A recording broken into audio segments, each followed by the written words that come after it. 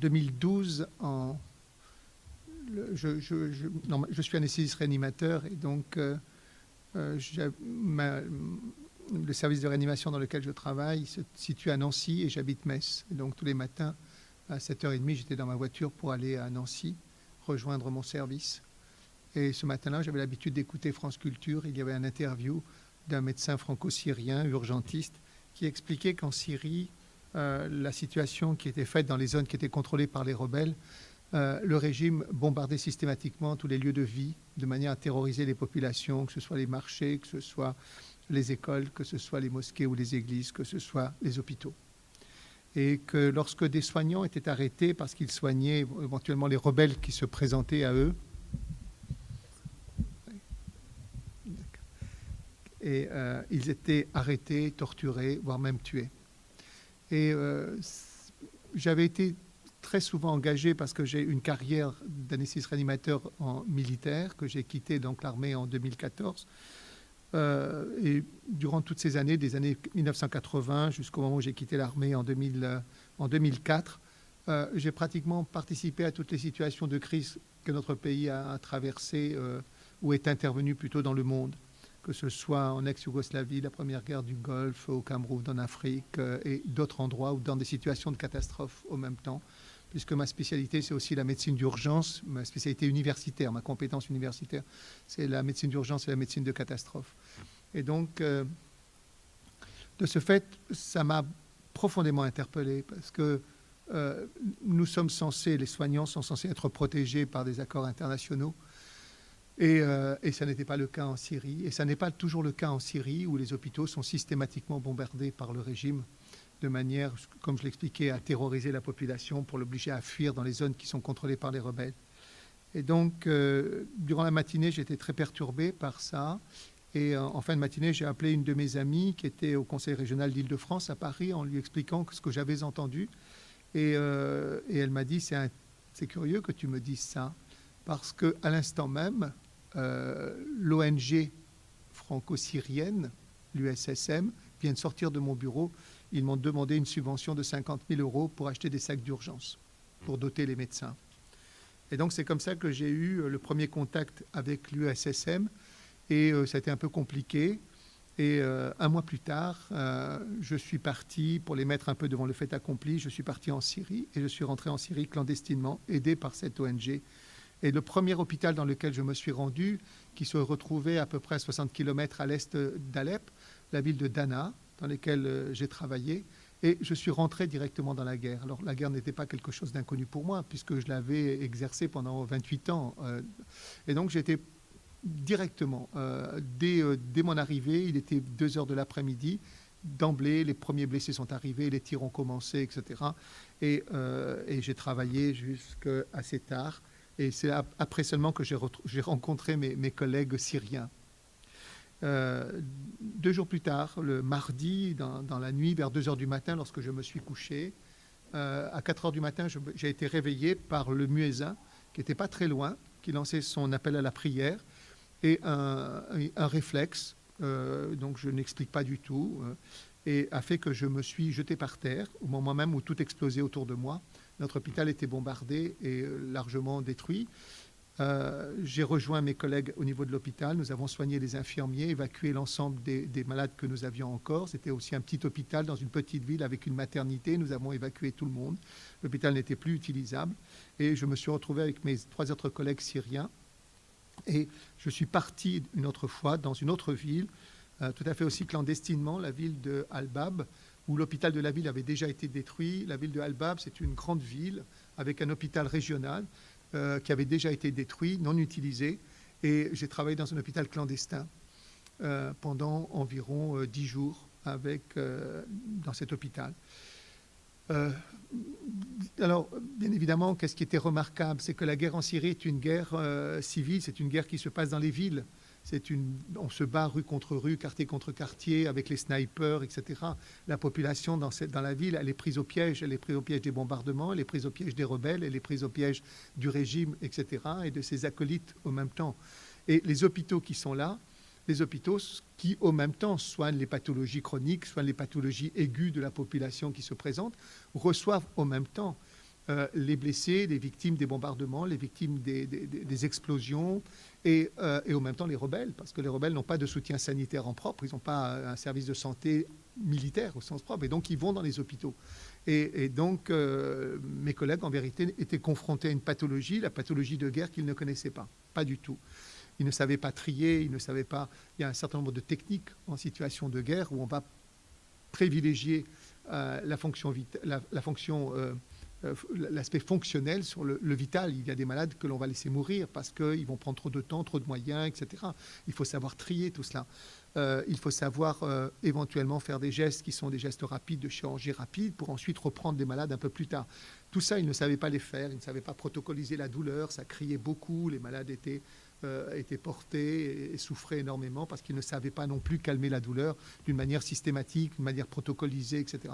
Tout ça, ils ne savaient pas le faire et cependant, ils étaient confrontés à ça. Quand je suis sorti de Syrie, j'ai proposé à mes collègues français à Paris, on s'est retrouvés au mois de novembre, de mettre en place des centres de formation pour le personnel soignant syrien en Syrie.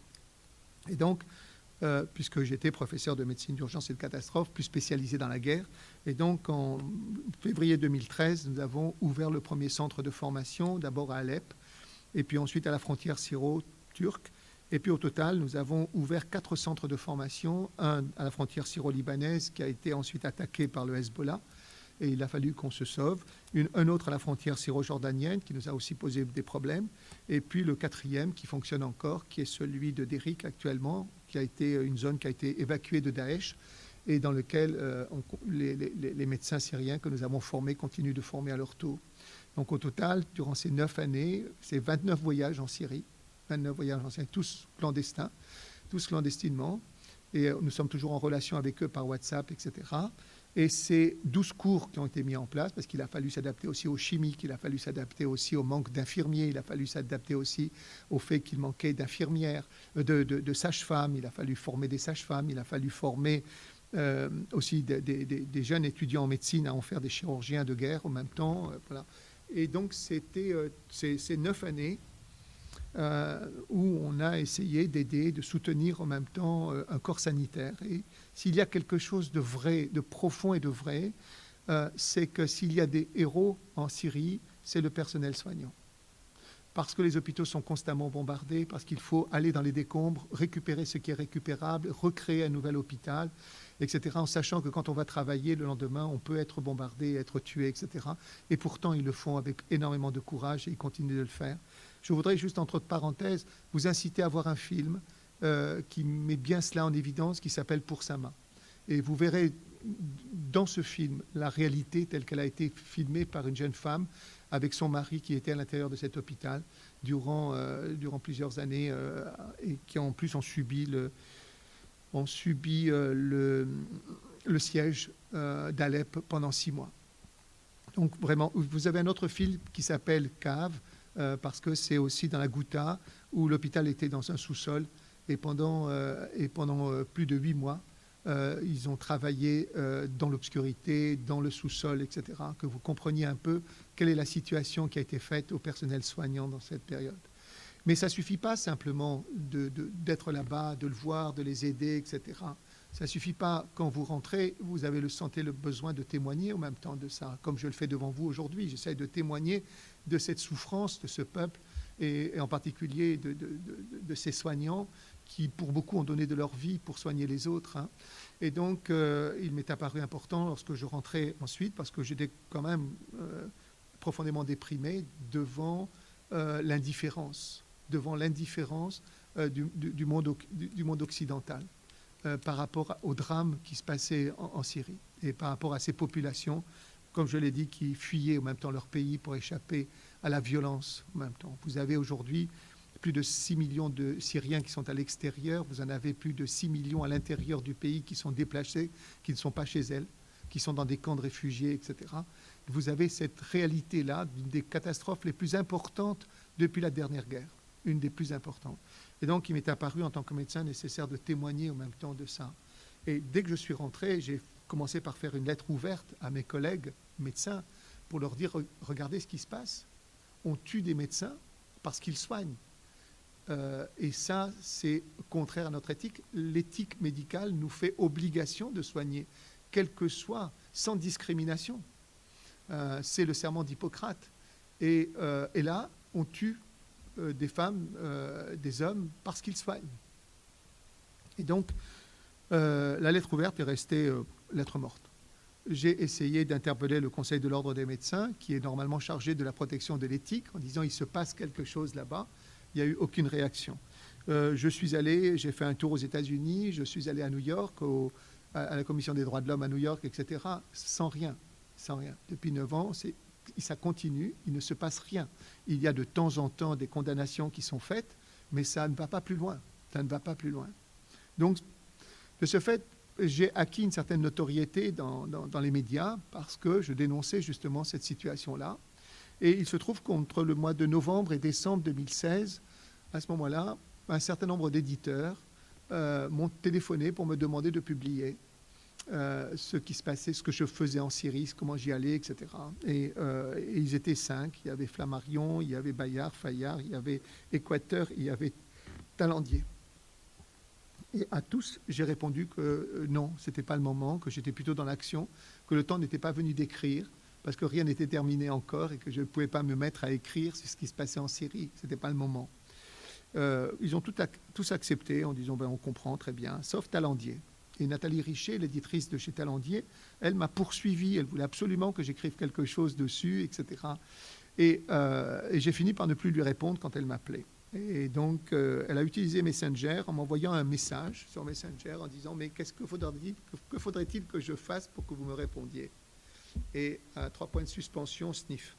Alors, j'ai repris le téléphone et elle m'a dit « Vous savez, c'est important, je comprends très bien ce que vous dites, mais c'est important parce que ce que vous allez écrire, ce que vous avez vécu, peut servir à d'autres, peut susciter des vocations médicales, un désir d'engagement. » Et ça, cela fait écho chez moi, bien évidemment. Ça fait écho que ça pouvait servir à d'autres.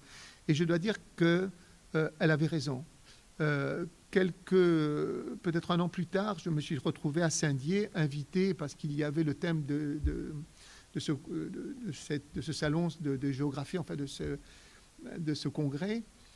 À Saint-Dié, c'était la migration. Et donc, on m'avait invité, justement.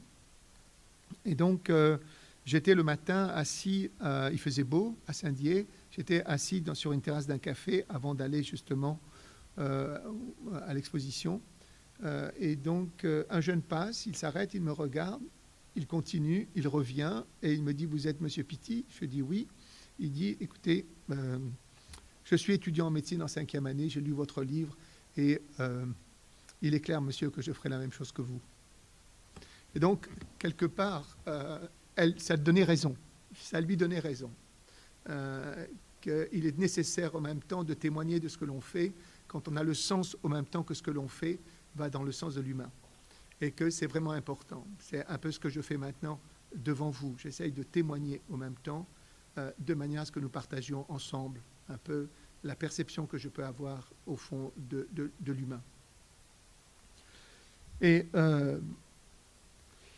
alors c'est vrai que ce qui ne m'a pas toujours paru essentiel, c'est l'autre. L'autre est important. Nous les humains, nous sommes des êtres sociables et nous avons besoin de l'autre. Nous avons profondément besoin de l'autre parce qu'il nous renvoie à nous-mêmes. C'est justement l'altérité. Parce que l'autre, au même temps, il est en situation d'interréaction avec nous-mêmes.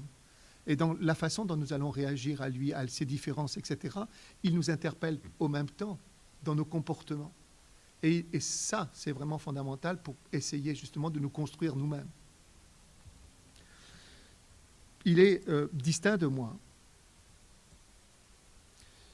En écrivant ce livre pour la Syrie, dans un premier temps, bien sûr, j'ai expliqué ce qui se passait, ce que j'avais fait, etc. Mais du même coup, ça m'a renvoyé à quelque chose. C'est la question qui était de dire, mais pourquoi tu es allé en Syrie, comme ça, spontanément, brusquement, etc. Qu'est-ce qui explique? Je n'avais pas de lien avec la Syrie. J'avais de lien avec la guerre, j'avais un lien éventuellement avec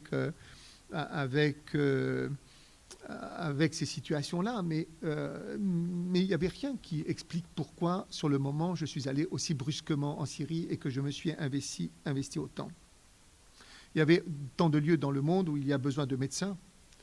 Et c'est en écrivant ce livre, au fond, qui devait raconter la Syrie, que j'ai fini par en faire une autobiographie, pour expliquer, au fond, pour m'expliquer à moi-même ce que je faisais là-bas. Au fond, comme une recherche de moi-même. Alors j'avais d'un seul coup, j'ai mis en évidence un certain nombre de choses. D'abord, je suis d'une famille italienne qui avait immigré en Afrique du Nord, en Tunisie en 1929, et je suis né à Oran. J'ai connu en 1962, j'ai fui au moment de l'indépendance en juillet, j'ai fui je me suis retrouvé avec ma mère, mes sœurs, avec une valise sur un bateau, le ville d'Oran, pour aller sur Marseille. Nous sommes partis comme ça, avec un bateau qui était plein, des gens qui pleuraient parce qu'ils abandonnaient tout, etc., reçus par la Croix-Rouge, arrivés à Paris, vivre dans une chambre à 4 avec un lit que l'on met le soir par terre pendant 6 mois dans ces situations-là. Et donc, au fond, je sais ce que c'est être migrant, surtout quand on a 12 ans et qu'on a tout perdu, que la famille est éclatée, qu'on n'a plus ses repères, ses valeurs, qu'on ne retrouve plus du tout son environnement en même temps. Le monde musulman, c'est le monde dans lequel j'ai vécu, qui était l'Algérie, et même l'Algérie après l'indépendance, parce que je suis rentré de nouveau en 63 en Algérie de nouveau. Et j'ai vécu dans le monde musulman, et en fin de compte, je connais ce monde, je connais en même temps cette religion. Après l'indépendance, il y avait une espèce de très grande tolérance avant que ne s'installe la guerre civile en Algérie, et nous avions des échanges. J'étais scout à l'époque, et les scouts de France, nous étions avec les scouts algériens et on faisait des travaux ensemble dans les villages, à construire, à reconstruire éventuellement une ferme, etc. Et donc, il y avait des relations en même temps et nous pouvions à la fois mettre en exergue le fait que la foi qui nous portait, celle musulmane et celle qui était chrétienne, pouvait se retrouver dans des actions communes, des actions fraternelles et des actions communes. Nous pouvions être ensemble, et nous pouvions parce que nous avions fondamentalement quelque chose à partager. Et puis, je suis parti, quelqu'un qui m'a beaucoup impressionné, quand j'avais 18 ans, avec 2 autres camarades, nous avons fait du stop d'Oran jusqu'à Beni Abbès sur la tombe du père de Foucault. Et qui était le père de Foucault, sinon quelqu'un qui était parti dans le désert et qui, par sa présence, tentait justement, au même temps, quelque part, d'inspirer les autres qui étaient autour, les Touaregs, etc. Et donc, jusqu'à y perdre sa vie. Et le désert encore, je l'ai revécu en Arabie Saoudite pendant 6 mois, pendant la guerre du Golfe, où nous étions totalement dans le désert. Et là, il se trouve que j'ai fait une expérience que l'on peut considérer un peu de spirituelle, parce que pendant 6 mois, dans un isolement complet et dans une espèce de colère, en disant je vais perdre ma vie, pour qui, pourquoi dans ce désert, etc. Est-ce que ça vaut la peine de mourir pour le pétrole? Il y a des interrogations comme ça qui vous remettent en cause totalement et profondément. Et donc, il s'est trouvé que la veille de l'invasion terrestre, à 1h du matin, quand la garde m'a réveillé pour prendre le traitement contre le chimique, parce qu'il fallait le prendre par anticipation, 6 heures avant, alors que j'étais dans une colère profonde par rapport au fait que j'avais 5 enfants, qu'ils étaient petits, que j'allais mourir peut-être le lendemain matin, puisqu'il était prévu qu'à 6 heures du matin, nous rentrions en Irak. Et donc, à 1h du matin, d'un seul coup, j'ai pris conscience que la mort n'a pas de sens, elle n'a le sens que celle qu'on veut bien lui donner, et que la vie va bien au-delà, au fond. Et accepter la mort, en même temps, c'est se prolonger sa propre vie, ne pas se donner de limites à sa vie, et pouvoir vivre la vie profondément comme elle est chaque jour. Mais dès lors que vous dites « je risque de mourir », alors on est dans une espèce d'angoisse parce qu'on crée ses propres limites à sa vie, à vivre profondément sa vie. Et donc, là, j'ai découvert ça et je suis rentré, je vous le dis, avec une espèce de grande joie. J'étais libéré de cette notion. J'avais l'impression que j'avais porté un sac très lourd et qu'enfin, je déposais ce sac. Et je suis parti totalement confiant, totalement confiant. Et puis aussi, il y a eu les rencontres de ma vie, et en particulier une sœur Marthe, à Djibouti, qui était une sœur merveilleuse, qui avait déjà 30 ans de vie en Afrique humanitaire, qui était là et qui était une joie extraordinaire, qui n'avait aucun prosélytisme. Je crois que nous n'avons jamais évoqué le Christ ou la religion chrétienne, etc. Mais pendant toute cette période où j'étais proche d'elle, elle m'a beaucoup appris de l'action humanitaire. Et elle m'a dit un jour, vous savez, vous devriez être dans l'action humanitaire. Et ça, c'est resté très, très profondément en moi. Alors, en se racontant, c'est-à-dire lorsqu'on prend le temps de regarder sa vie, de se retourner et de se raconter ses propres histoires. Ce ne sont pas des histoires les unes à côté des autres. C'est des histoires qui ont toutes un lien entre elles. Elles ont du sens, parce que chaque décision que nous prenons, elle est le fruit au même temps de ce que nous avons vécu et de nos choix profonds. Et en fin de compte, on crée, on a du sens, notre vie a du sens si on prend le temps de se retourner et de se raconter, ce qu'on appelle d'une certaine façon se donner un récit de sa propre vie. Les rencontres, les choix que l'on a faits, les anecdotes qui l'ont émaillé, notre vie prend sens. Et on se retourne et on dit, mais si je suis là, c'est parce qu'il y a eu tout ça. Parce qu'il y a eu ça, parce qu'il y a eu mon milieu familial, parce qu'il y a eu, etc., parce qu'il y a eu tout ça. Et on peut se raconter à soi-même son histoire. Alors, est-ce qu'il existe un destin pour chacun de nous? Est-ce qu'il existe quelque chose qui a été prévu par qui, par un? Est-ce qu'il y a un chemin de vie qui est nôtre et que nous devons suivre, à nous engager pour le parcourir? Ou bien est-ce que la vie est faite simplement d'expériences qui sont le fruit de hasards et d'aventures multiples et différenciées? Qu'est-ce que la vie au fond? Comment est-ce que nous la vivons? De quelle manière? Et qu'est-ce qui donne sens à la vie? Ou alors, comme disent certains philosophes, la vie est absurde, car au fond, il y a trois choses que nous ne contrôlons pas dans la vie. Nous ne contrôlons pas nos parents, nous ne les avons pas choisis. Le lieu où nous sommes nés, nous ne l'avons pas choisi. Et quand nous devons partir, nous ne le savons pas non plus. Et il y a trois éléments qui sont assez fondamentaux au fond et qui sont quand même des éléments déterminants. Pour moi, ça a été vraiment très important de prendre conscience de ça. De ce fait, cela m'amène à la notion d'universalité de l'être humain. Parce que celui dont le hasard l'a fait naître en Afrique, dans le Sahel, dans un village d'une extrême pauvreté, qui subit la sécheresse depuis plus de 10 ans, dans un milieu d'une extrême violence, qui peut lui reprocher de vouloir espérer un autre destin? Qui peut lui empêcher de dire « je veux partir ailleurs parce que je veux une autre vie que celle que le hasard m'a imposée » Qui peut donc empêcher nous, alors que nous aussi, nous sommes nés dans ce pays qui est le nôtre, la France, que nous bénéficions de tout ce que ce pays nous donne? Est-ce que nous avons le droit d'empêcher cet être humain, lui aussi, d'aspirer à la même vie que nous?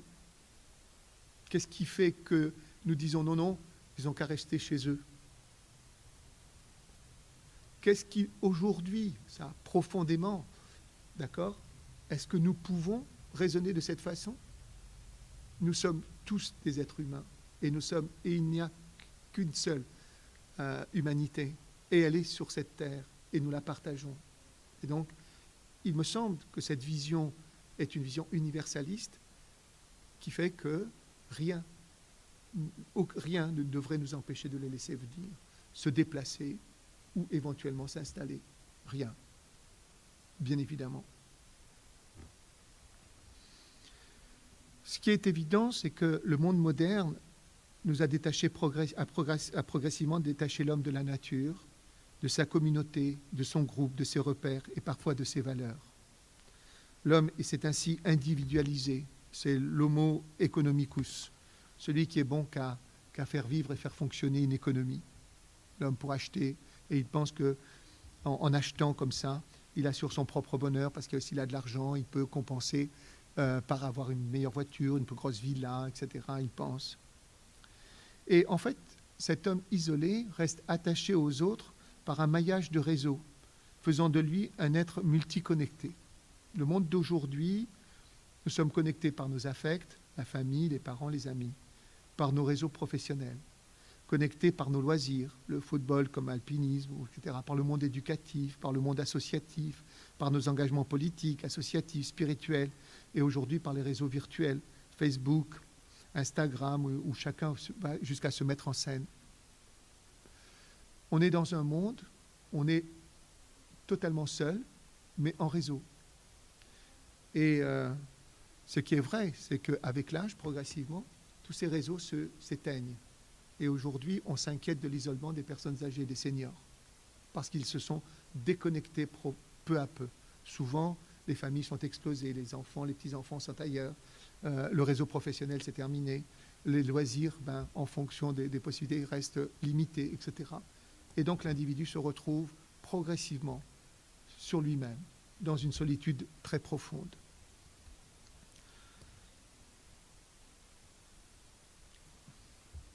C'est dans toutes les interactions sociales que nous avons par nos réseaux, dans lesquels nous sommes, que l'individu émerge et qu'il prend conscience de lui au travers de l'ensemble des images que les autres lui renvoient de lui. Alors on se rend compte, je suis dans mon réseau de loisirs, je suis celui qui, je suis dans le monde syndicaliste, je suis dans, etc. En fait, j'apparais comme multiple. Parce qu'à chaque fois, bien évidemment, je réagis avec les autres et je me crée une identité. L'identité affective, l'identité associative, l'identité spirituelle, etc. Et je me retrouve, mon moi, au fond, est multiple. Il est pluriel. Et la question à ce moment-là, c'est mais qu'est-ce que je suis au fond? Qui suis-je? Puisque je ne me construis qu'au travers des interactions, et ces interactions sont faites justement de ces réseaux multiples. Alors je me cherche. Qu'est-ce que je suis fondamentalement? Qui suis-je? Et donc, cet individu se vit en situation à chaque fois différente. L'identité, notre identité, a perdu de son unité. Il est ou ce que je disais tout à l'heure, il est en identité plurielle. Et c'est comme ça qu'il communique avec le monde extérieur. Si bien que l'autre va constituer une part de moi-même, parce qu'il me met en situation d'interaction dans mes différents réseaux. L'autre est important parce qu'au même temps, dans ces systèmes de réseau, il m'oblige à m'adapter, à m'identifier, il m'interroge, d'accord? Et qui d'entre vous n'a pas fait l'expérience éventuellement d'être devant quelqu'un qui bégaye et de bégayer à son tour, ou d'être devant quelqu'un de malentendant et de se voir parler très lentement au même temps pour essayer de se faire comprendre? Qui d'entre nous ne s'adapte pas constamment à l'autre en fonction justement du handicap que l'autre peut plus ou moins avoir? Cet homme multiconnecté est aussi envahi d'informations changeantes, rapides, qu'il n'a même pas le temps d'intégrer, de vérifier, lui donnant le sentiment de courir après le temps, dans une prise de conscience que sa vie lui échappe. Par ailleurs, nous sommes plongés dans un monde qui n'en finit pas de mourir aujourd'hui, et un autre qui n'arrive pas à naître, comme nous l'imposerait le réchauffement climatique, la fin du capitalisme, et de repenser la démocratie, et encore pire maintenant avec le Covid qui a montré combien nos sociétés sont extrêmement fragiles en même temps. Et pour autant tiraillés, déchirés, chaotiques, nous essayons de poursuivre une espèce de quête du bonheur. Alors on fait appel à des coachs, des pratiques spirituelles, des pratiques de méditation, on développe la zénitude, le yoga, les séminaires de réalisation de soi. Alors je sais bien que je suis dans un salon de zénitude et que la majorité de ceux qui sont ici sont à la recherche justement de cette sérénité intérieure qu'ils recherchent. D'accord ? Bien évidemment, je ne vais pas du tout polémiquer en quoi que ce soit, je ne suis pas là simplement, mais pour partager avec vous mon expérience personnelle. Parce qu'en vérité, ce que nous recherchons tous, c'est le besoin de donner une certaine unité à notre existence, de mettre de l'ordre dans le chaos intérieur qui est fait de ces moi multiples. Mais c'est par un nécessaire retour sur soi-même ou en soi-même que nous pouvons retrouver cette unité, parce qu'il existe un noyau en nous qui est un noyau inaltérable de notre identité. C'est ce noyau qui nous constitue comme étant la base fondamentale de notre être, détaché de la partie changeante.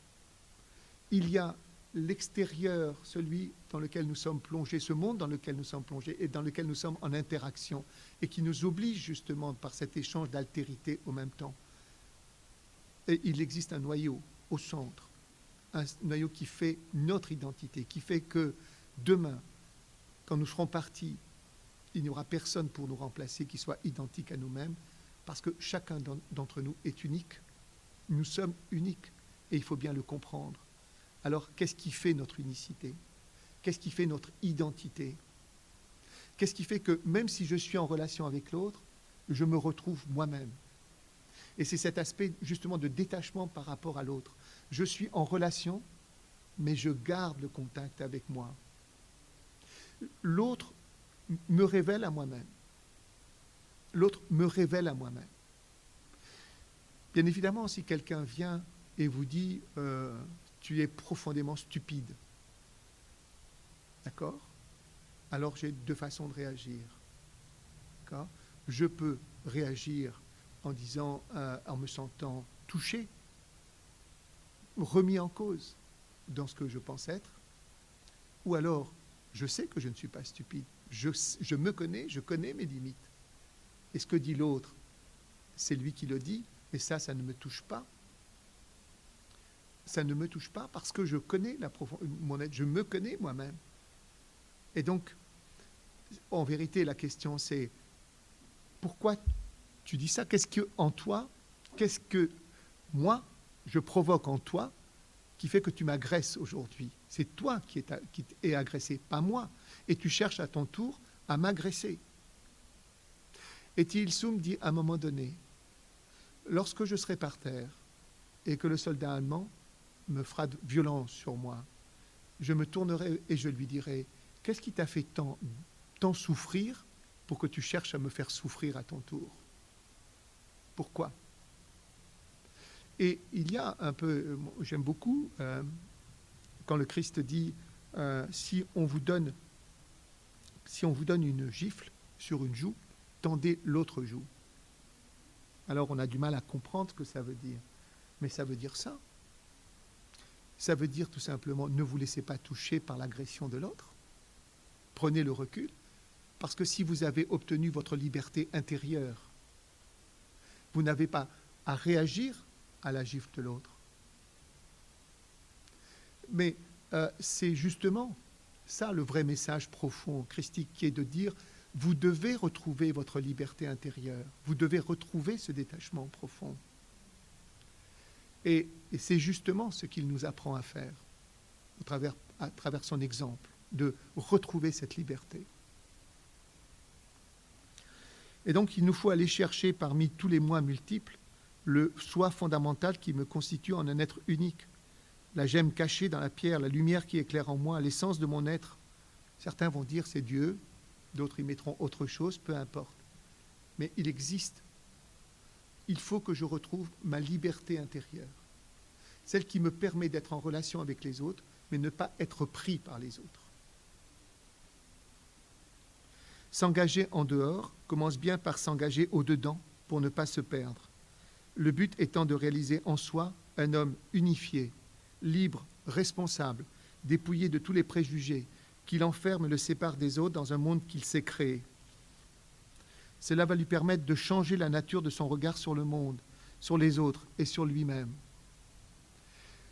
Nous finissons par nous enfermer dans une bulle. Et dans cette bulle, nous n'acceptons que ce qui nous ressemble pour ne pas être remis en cause par les autres. Et nous nous enfermons les uns et les autres dans une espèce de bulle. Et nous pensons que cette bulle dans laquelle nous sommes, c'est le monde tel qu'il existe. Et nous ne voulons pas nous laisser en même temps remis en question. Et nous nous enfermons. Sur Facebook, ma page est ouverte.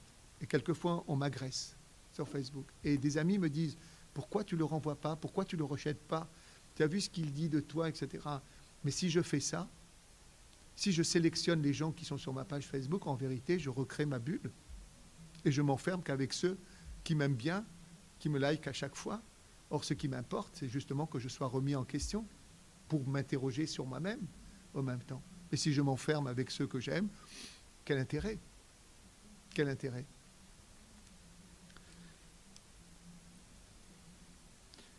Il acquiert ainsi, celui, une vision élargie de l'humanité, de la beauté de la terre et de sa diversité.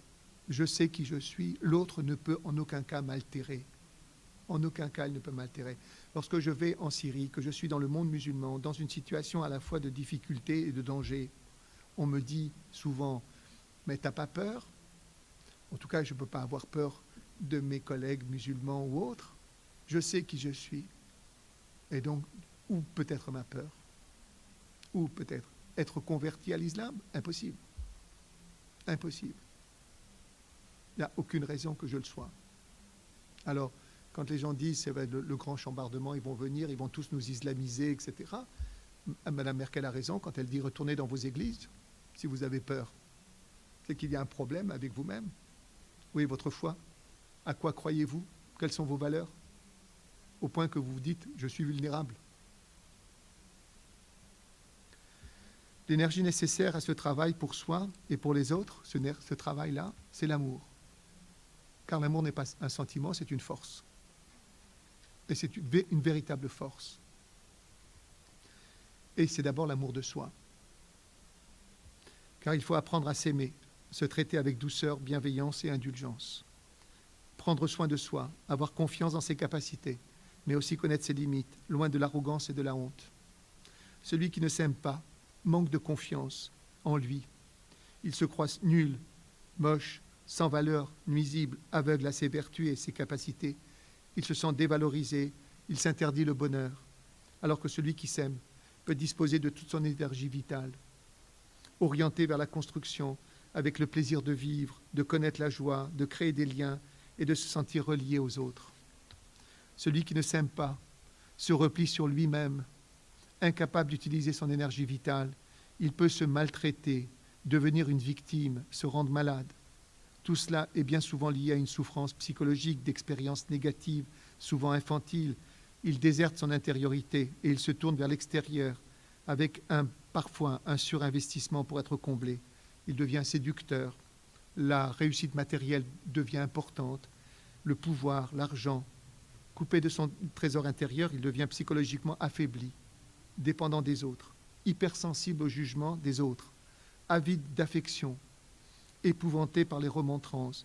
Il devient conformiste aux normes sociales. Il n'a pas le courage de s'habiller comme il a envie, comme il le sentirait, parce qu'il veut surtout ne pas être mal jugé. Donc il se complaît à ressembler aux autres pour en fin de compte être qu'un anonyme parmi les autres.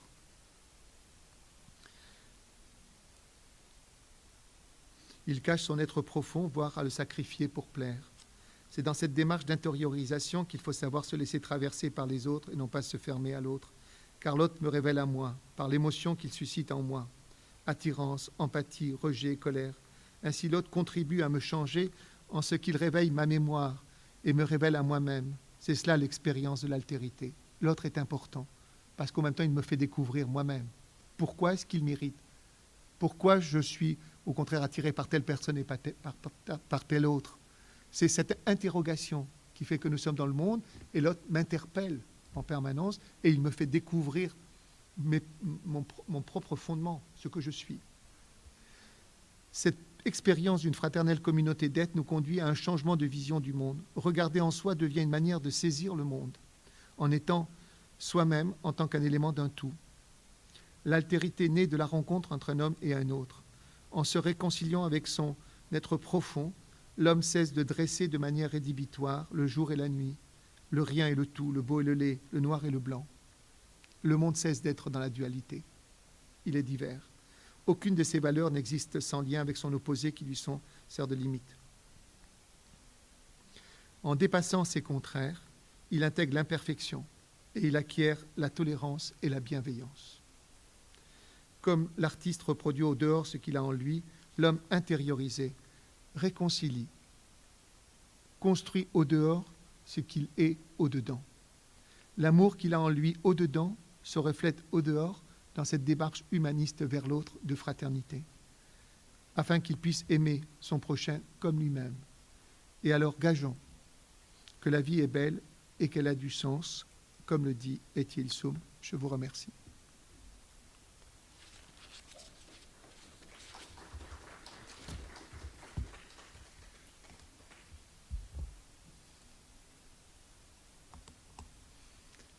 Si vous avez des questions, ce sera avec plaisir que je vous répondrai.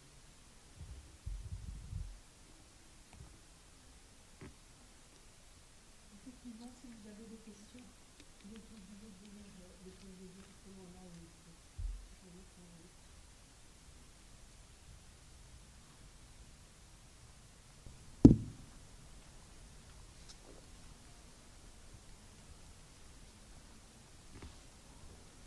Merci beaucoup, docteur. Je voulais savoir pourquoi vous avez commencé par la médecine militaire et pas la médecine civile. Si vous n'êtes pas évidemment pas obligé de répondre. Je peux vous le dire très bien, parce que le milieu militaire est un extraordinaire ascenseur social, et que, étant d'une famille relativement modeste, ça a été la manière la plus rapide. Et je dois dire que je dois beaucoup à l'armée, vraiment beaucoup, parce que j'ai quitté l'armée avec le grade de médecin général. Et donc, je suis professeur en même temps du Val-de-Grâce, en même temps, et c'est un extraordinaire ascenseur social. Et c'est bien dommage que, justement, on ait professionnalisé l'armée en même temps. Bien dommage, parce que ça permettait à des jeunes, en même temps, de se retrouver, de se reconstruire, etc. Parce que souvent, la promotion se fait à partir des compétences et du travail de l'engagement.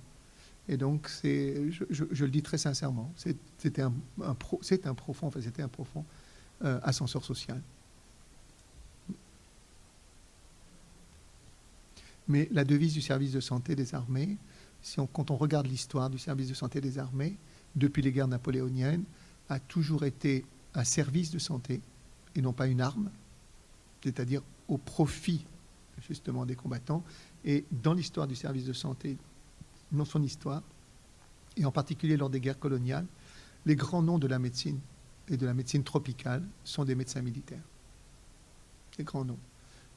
Que ce soit pour le paludisme, que ce soit pour la mouche tsetse, etc. Les grands noms, que ce soit même pendant les guerres éventuellement, toute la chirurgie réparatrice, etc. Tout ça sont des noms des médecins militaires.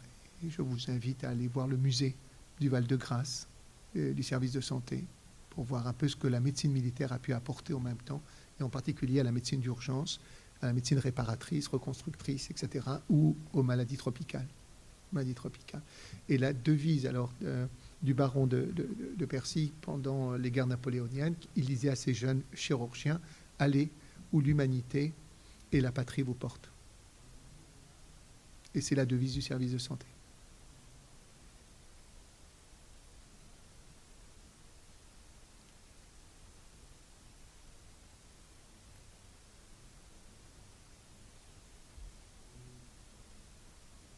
Je vais me permettre de vous poser une question. Je vous en prie. Vous êtes conseiller municipal à la ville de Metz, Oui. Et je ne sais plus en quelle année vous avez reçu la Légion d'honneur et vous l'avez rendue. Pourriez-vous nous dire dans quelles circonstances cela s'est passé? Oui.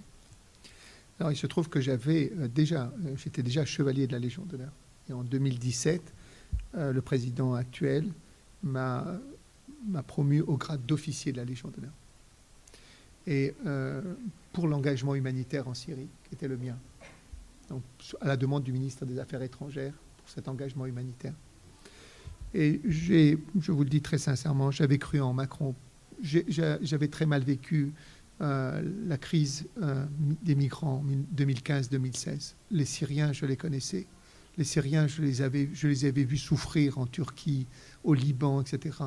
Ils étaient 3,5 millions en Turquie, les migrants. C'était plus de 1 million en Jordanie ou au Liban, vivant dans des conditions de précarité extrême. Et donc j'avais vu. Et puis en 2015, s'est entrevue la possibilité pour eux de venir en Europe. En Turquie, leurs conditions de vie étaient désastreuses. Je voyais très bien dans les restaurants les enfants qui travaillaient, etc. Dans un restaurant à Gaziantep, il y avait un gamin de 10 ans qui faisait vivre sa mère, et son père était mort, qui faisait vivre sa mère et ses 6 frères et sœurs en travaillant de 10 h le matin jusqu'à 22 h le soir. Et c'est lui qui faisait vivre toute sa famille. C'était ça les conditions. Les conditions de vie étaient terribles. Ils vivaient dans des caves, dans des garages, etc. Il n'y avait pas de possibilité d'éducation non plus pour les enfants parce que la Turquie ne parle pas l'arabe. Et donc, les jeunes Syriens ne pouvaient pas être scolarisés, etc. Donc, c'était une situation... Les jeunes non plus ne pouvaient pas entreprendre des études supérieures pour ceux qui avaient dû abandonner. Les Turcs avaient ouvert 15 000 places dans leurs universités, mais pour autant, il fallait passer un examen de langue, apprendre le turc et ensuite obtenir une équivalence. Ainsi, un de nos formateurs, qui avait terminé ses études médicales en Syrie, a dû apprendre le turc pendant 2 ans. Et puis ensuite, il a passé l'examen d'équivalence. Et en fin de compte, ils ne l'ont pas admis en 6e année, ils l'ont admis en 4e année. Donc c'est tout ça. Donc je savais pertinemment. Quand en 2015, ces Syriens ont décidé de venir, à plus de 1 million, de venir en Europe, je vous renvoie aux images, d'accord, de cet exode sur les rues d'Europe, sur les routes d'Europe. Comment ils ont été pourchassés, battus, arrosés, en plein froid, etc. Les frontières se sont fermées, ils ont cherché à passer par la Macédoine, par la Bulgarie, par la Hongrie, etc. Je vous renvoie à toutes ces images. Or, ce sont des réfugiés. Sur le plan international, les conventions internationales touchant aux réfugiés, c'est-à-dire à ceux qui fuient des zones de guerre, faisaient obligation à l'Europe de le recevoir. Il y avait une obligation. C'est ce qu'a tenté la Commission européenne de faire, c'est-à-dire de répartir, de faire des quotas et de les répartir dans les différents pays, ce que les pays ont refusé. La Hongrie, avec la montée des populistes, l'Autriche, la Hollande, etc., a fermé ses frontières, refusant de recevoir cela. À un moment donné, la France avait dit « j'en prendrai 30 000 ». Et en fin de compte, elle n'en a pas pris 30 000 sur 2 ans, comme elle avait dit. Il y en avait plus de 1 million. Et donc, il y avait un risque d'explosion de l'Europe. Il y avait un véritable risque d'explosion de l'Europe. Et il en restait 700 000 que personne ne voulait. Personne. Alors, il y a aussi sur le plan international l'impossibilité de renvoyer quelqu'un dans son pays qui est en guerre. C'est interdit sur le plan international dans le cadre des conventions. Que faire de ces 700 000 ? Et une femme a fait ce que les autres n'ont pas voulu faire, c'est Mme Merkel, elle les a pris, les 700 000. Et en les prenant, elle a sauvé l'honneur de l'Europe. Parce que les égoïsmes étaient tels, d'accord, qu'ils ne les voulaient pas. Et donc, elle les a pris, les 700 000.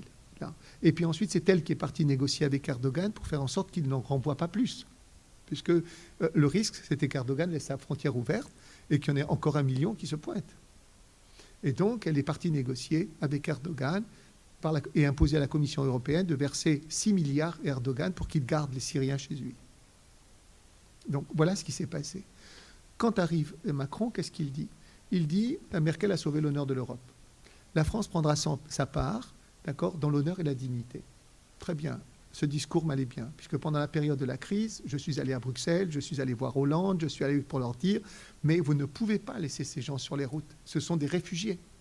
Ce sont des réfugiés. Vous ne pouvez pas les laisser. » Alors, quand il arrive, il tient ce discours, qui est un discours humaniste. Et effectivement, il a un discours humaniste, et il parle souvent de Ricoeur, chrétien, philosophe, etc., humaniste, il l'évoque, etc. Et donc, je suis allé voir ses conseillers avant les élections, je suis allé voir ses conseillers après ces élections. Ils étaient tout à fait dans l'ouverture, la mise en place d'un secrétaire d'État à l'accueil et à l'intégration des réfugiés, c'est tout ce qu'ils m'ont dit, etc. Et puis au mois de décembre 2017, c'est tout à fait l'inverse. Le ministre de l'Intérieur a pris des positions et des arrêtés qui étaient beaucoup plus coercitifs que ne l'avait jamais fait Sarkozy ou bien Hollande. Impossible. Jamais ça. La première réunion le 6 décembre, où ils réunissent toutes les associations de solidarité, Secours catholique, Secours populaire, etc. Que l'on dit, dans tous les centres d'hébergement des réfugiés, je vous demande de me donner les noms de toutes les personnes en situation irrégulière. La réunion n'a duré que 30 minutes. Parce que si les gens sont des centres d'hébergement, c'est qu'ils ont besoin d'être dans un centre d'hébergement. Demander aux associations de dénoncer les personnes en situation irrégulière, c'est un problème de l'État. Et ça ne peut pas être, on ne peut pas demander à des associations de solidarité qui se préoccupent de l'humain de dénoncer des personnes en situation irrégulière. Il aurait pu que l'on envoyait les policiers dans les centres d'hébergement et relever les identités des personnes. Et demander aux associations de faire ça, c'est inacceptable.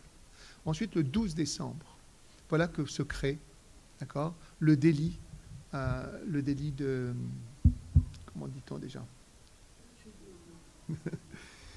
le délit de fraternité, quoi. En fait, si un Français aide un réfugié, d'accord, il peut se voir condamné pour avoir aidé un réfugié. C'était ce qui s'est passé dans les Alpes, en particulier, les gens qui étaient et qui sont trouvés traduits en justice parce qu'ils avaient aidé des gens. Heureusement que le Conseil d'État a retoqué cela en considérant que c'était au contraire une action de fraternité et qu'on ne pouvait pas condamner et poursuivre quelqu'un pour apporter de l'aide justement à des gens en difficulté. Mais quand même, c'est ce gouvernement-là qui a fait ça. Or, à Metz, nous recevons entre 5 000 et 7 000 réfugiés par an à Metz, qui viennent des pays de l'Est en particulier. Et la préfecture les maintenait dans un parking qui avait été coupé en deux. Ils étaient plus de 1000 dans ce parking-là, dans une situation indigne de notre pays en termes d'accueil. Une promiscuité inacceptable. Des gens, une violence qui s'était développée parce qu'il n'y avait pas assez d'eau, parce qu'il n'y avait pas assez de toilettes, parce qu'il n'y avait pas assez de cuisine, etc. Une violence là.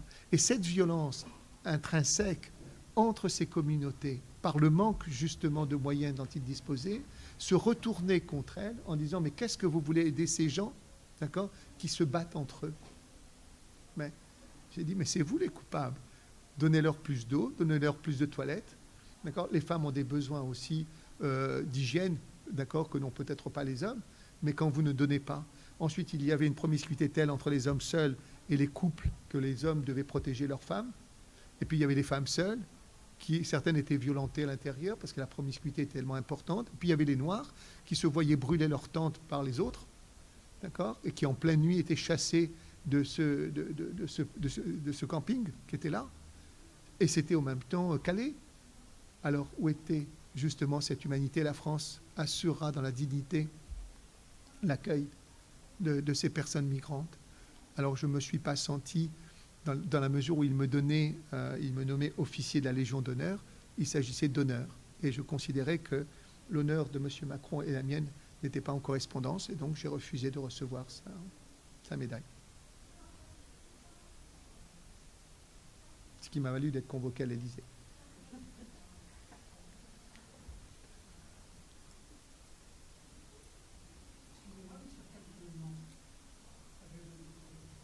Justement ça, pour essayer de comprendre. Pour essayer de comprendre par les conseillers de M. Macron. Vous ne vous rendez pas compte de votre geste est relativement grave vis-à-vis du président, alors venez nous expliquer. Non, c'était une explication.